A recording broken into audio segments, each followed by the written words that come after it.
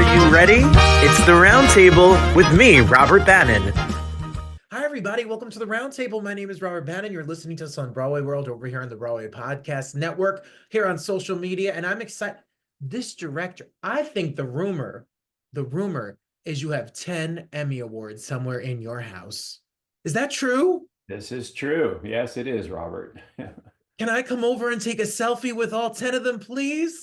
Be my guest. No I won't problem. leave I won't leave any fingerprints, I swear. We're going to talk about a brand new documentary. Greg, thank you so much for being here.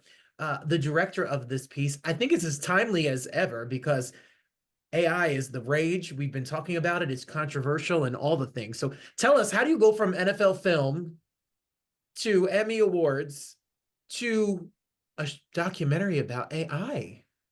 Yeah, well, I think the thread that my journey from NFL films through now to a film about a transformative technology and artificial intelligence really is quite simple. It's about people who are passionately pursuing um, a goal, and not giving up, and that whether that's a quarterback or a founder of an AI company, it's about passion and yeah, and rigor.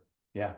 Passion, we're talking about the thinking game, everybody. And I first heard of the thinking game at reading about the films in the Tribeca Film Festival, which before we get into what the documentary is specifically about, it must be really rewarding to research and put all your time and effort and then to be able to be in a festival such as that.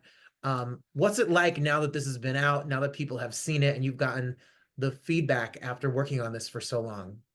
Yeah, it felt great to premiere the film at Tribeca. It's a real special theater, festival, and our first AI film, the previous one, AlphaGo, premiered there, and Tribeca took such good care of it. And we kind of compare it to dropping your kid off at school for the first day. That's kind of what releasing a film is. You're just hoping that it can go take care of itself and it makes friends.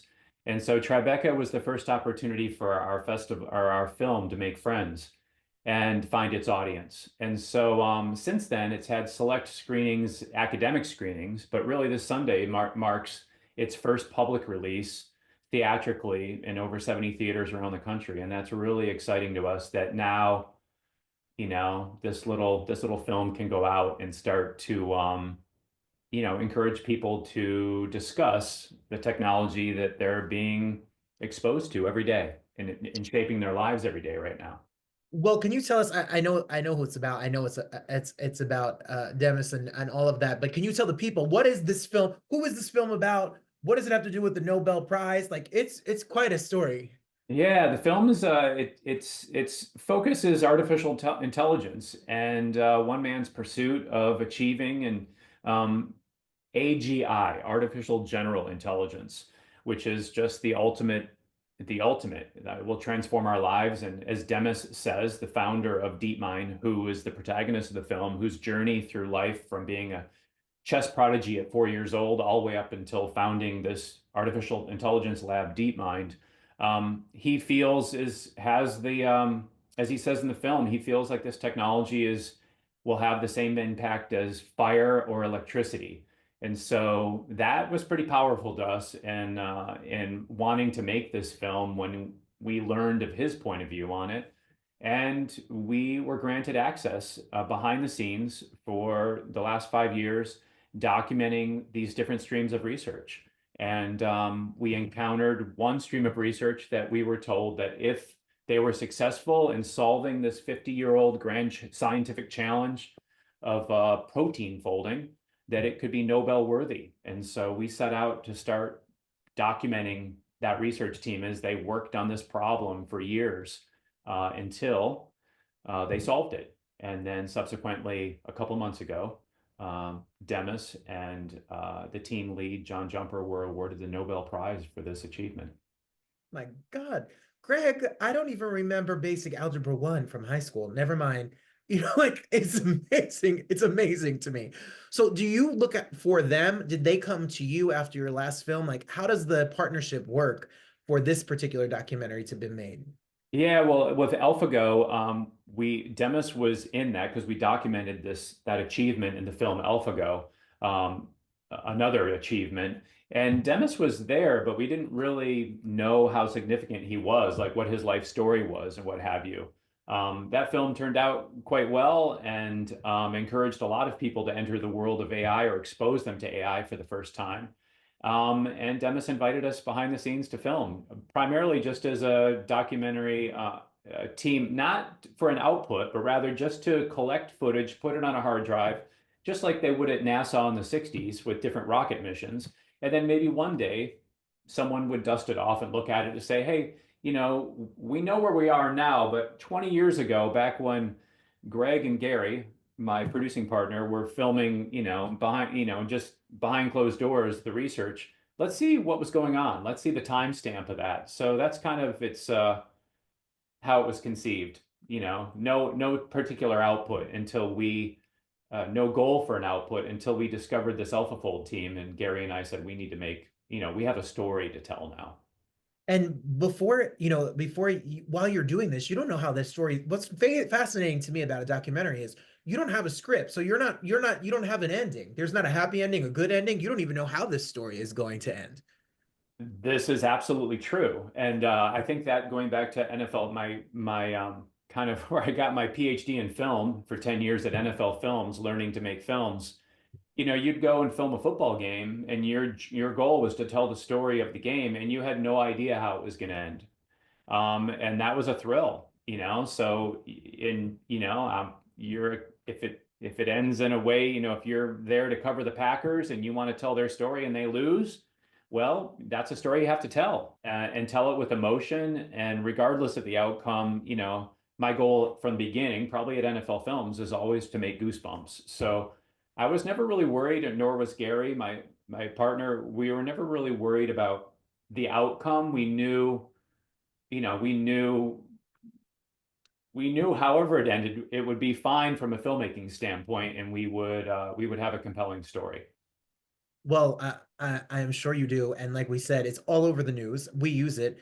It's how do you? What's hard is that a controversial subject that is politicized, people have opinions about. So how do you, as a filmmaker, go in and leave your opinion about it at the door?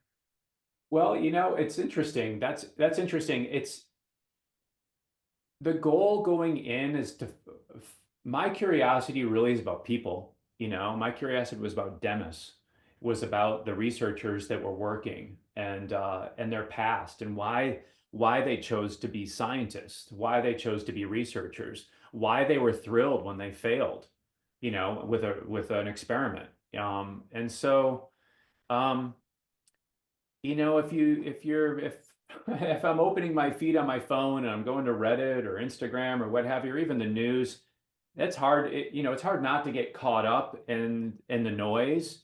So we really had a strategy, just keeping our heads down and documenting what we saw, and exploring how it was making us feel, and really that had everything to do with the people doing it, and they were inspiring to us. So that's kind of how we kept a clear vision on the mission, which was to share their passion.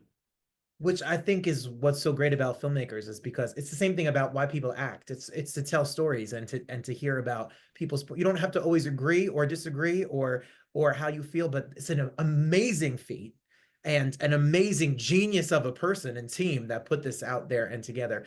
So when you shoot this over 5 years, how long does it take you to go through? How much footage do you think you had? Oh, I don't, at one point we had done like an inventory of how much data maybe we had collected, but we stopped because it just made us feel old. We had documented so much.